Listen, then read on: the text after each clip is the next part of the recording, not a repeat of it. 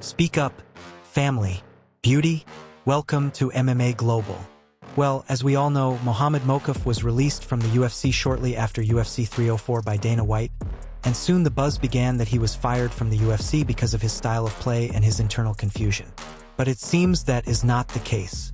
Do you remember that at the press conference Dana mentioned the PFL? Well, check out what he said and you'll see that it all makes sense. Let's go. One of the most promising athletes of the new generation, Mokaev, returned to compete at UFC 304 last Saturday, further increasing his unbeaten record in professional MMA with his victory over Mokaev. At just 23 years old, he has a future ahead of him. However, Mokaev will have to continue his career as a fighter in another organization. After all, Dana White indicated that his most recent appearance in the most famous octagon in the world also marked his farewell to the company. Check out what Dana White said about Mokaev after UFC 304. "We advise fighters on how to fight. We've been doing this for a long time." I'm sure one of the people responsible for booking fights said something like, "They're not big fans of Mokaev for a variety of reasons. There are a lot of athletes who look for takedowns in fights, you know? Many fight with this style.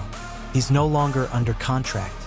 I think the PFL is interested in signing him. He's an undefeated athlete."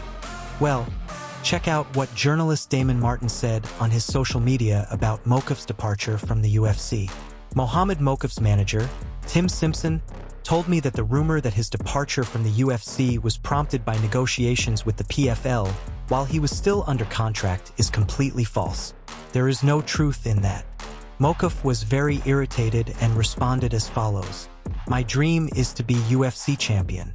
I turned them all down because the UFC gave me the platform to get my name out there and make money to feed my family. In fact, the PFL does not have a flyweight category. All these journalists who make up these stories are idiots.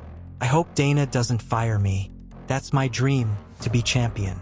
And he continued, "This is the first time I've fought outside the cage. It was something more personal. He headbutted me 5 days before the fight against Perez, when I went to shake his hand in Vegas. I understand that what happened at the hotel was wrong. I apologize to the UFC, but there were nights when I couldn't sleep because someone treated me like that. It was never a low blow on the street. I will never let anyone intimidate me, and I have never bullied anyone. But what happened happened.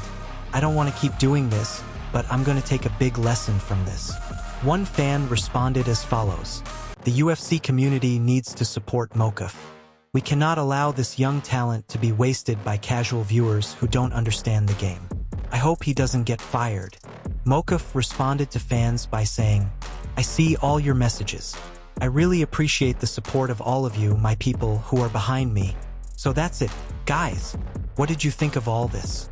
From what we can see from these messages from Mokaev, he is still confident that the UFC will back down and that he will be able to fight in the company again. So, if you were the owners of the UFC, would you give him another chance? Leave your opinion in the comments below.